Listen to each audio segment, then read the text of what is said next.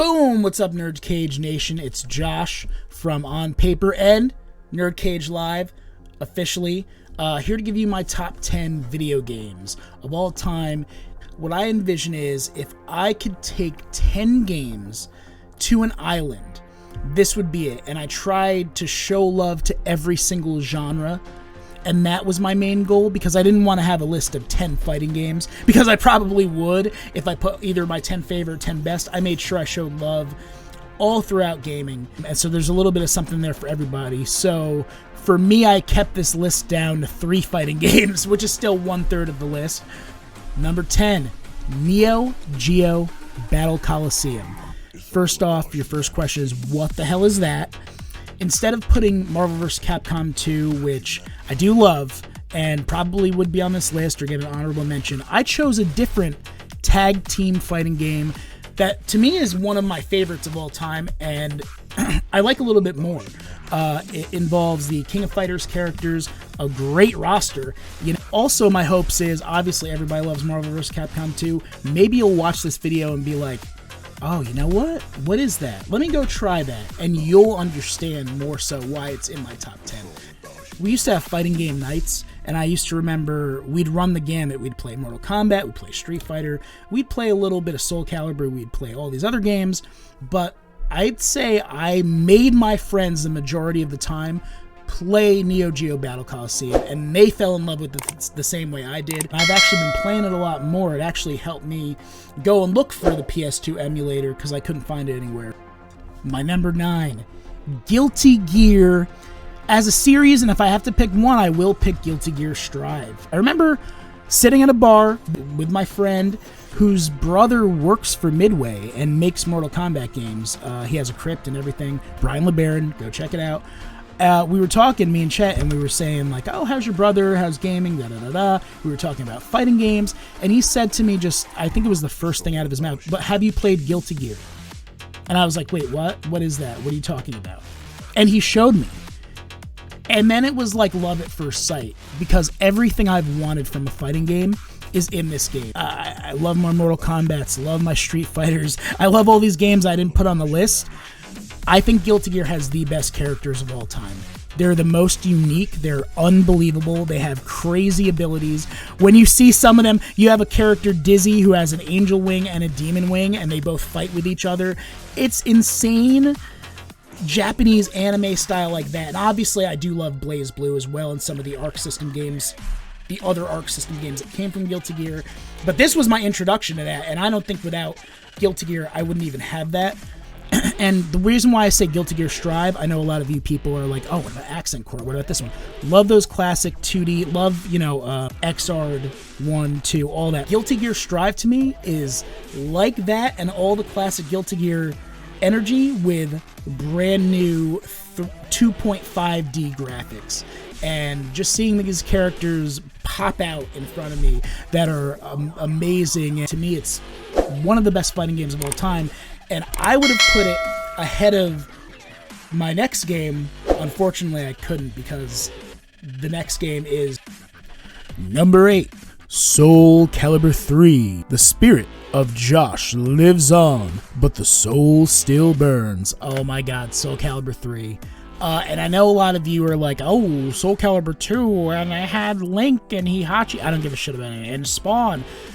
I like Soul Calibur 2. It's definitely better than 4, 5, and 6 is a better version of 5. To me, 3 still has the best gameplay. Soul Calibur 3 is probably the fighting game I've played the most. Setsuka was my favorite character. I could do a video on Setsuka all by herself.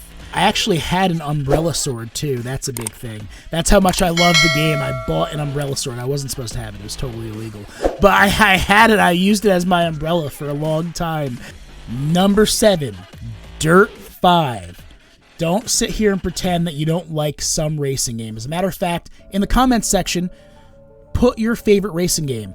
I know we're going to get a lot of Mario Karts in there, and that's okay. Kart games are still racing games. I love Mario Kart too, but I love the real racing games. The reason why I like it so much more than Gran Turismo, better than Forza, I still do like it better than Forza.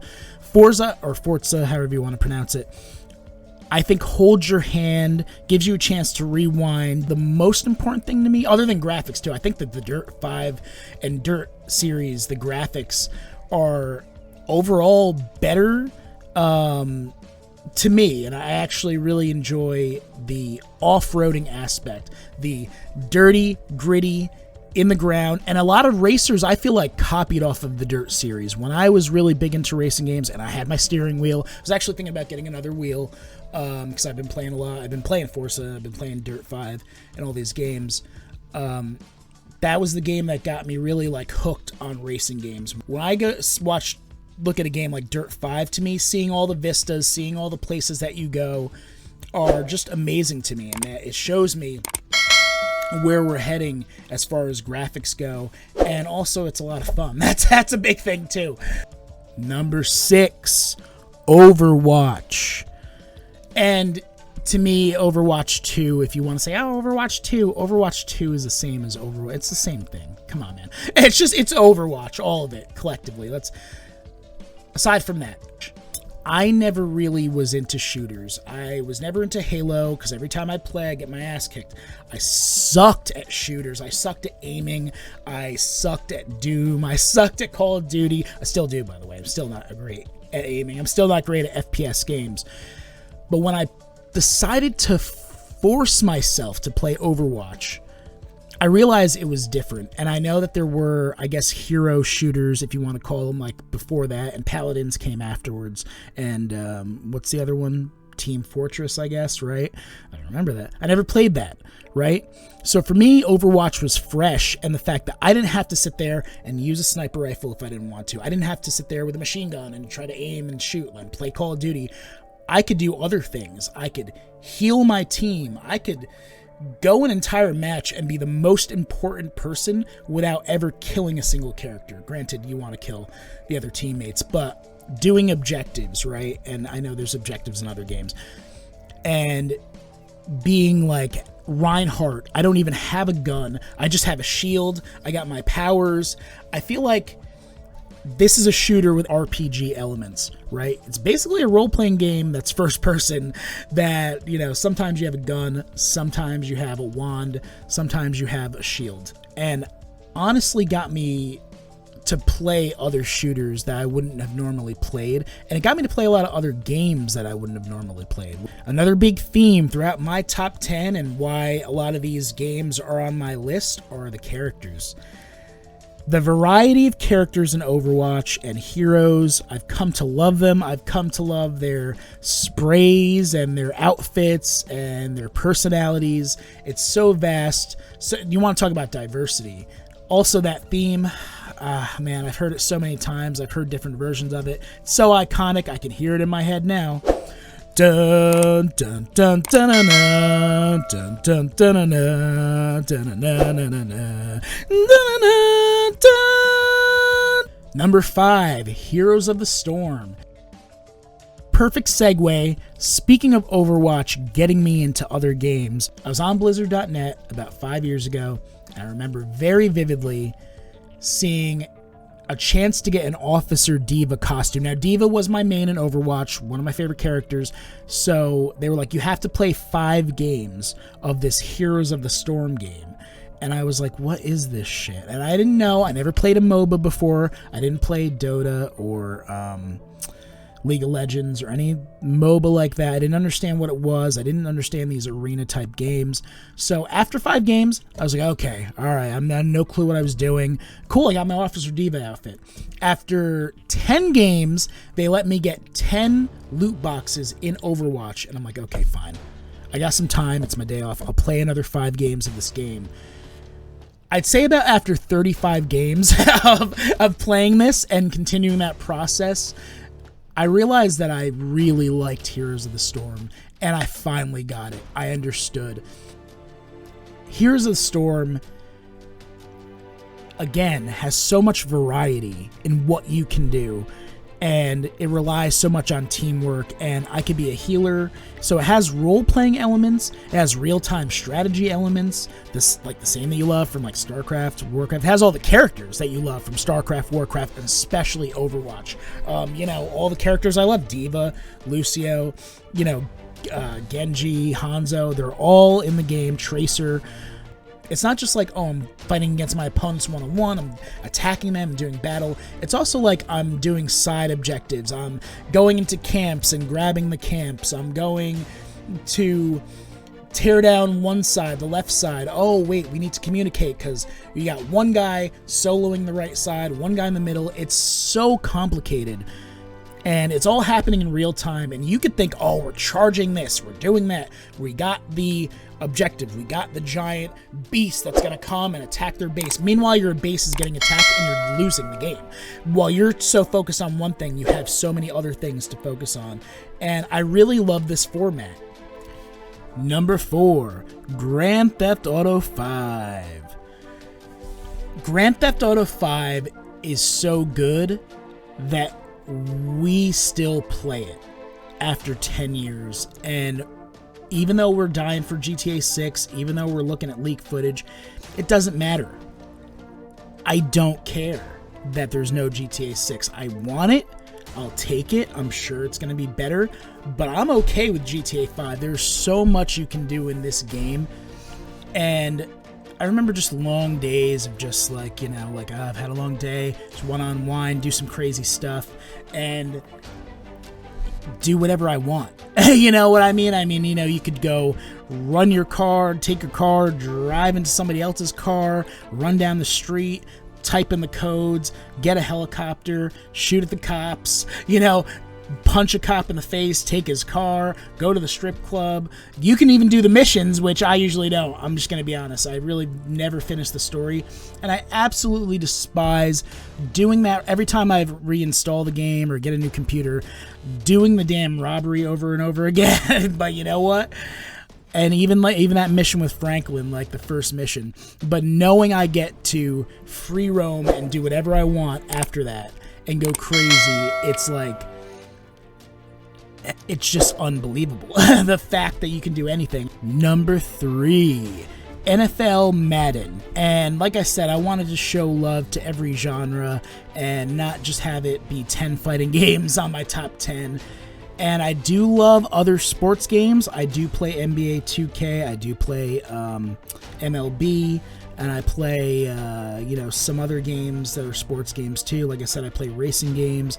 I wanted to show some love to my favorite sport and my favorite sports game of all time. One that I remember playing it at the hospital. I remember playing Madden Mobile at the hospital when, you know, waiting for my daughter to be born or whatever, you know, in the meantime with my little phone. I remember buying packs for Madden Ultimate Team and always getting whatever the new copy of Madden was. Because again, like I'd said with Dirt 5, to me, Madden, NBA, these sports games, they are like the showcase for what the system can do graphically. How they've come to look like all the players, except for, unfortunately, Bill Belichick. He hasn't licensed his face or something for this amount of time, and you never see him in the game. But everybody else looks like that character. Same thing with MLB and NBA and NHL, all these games, right?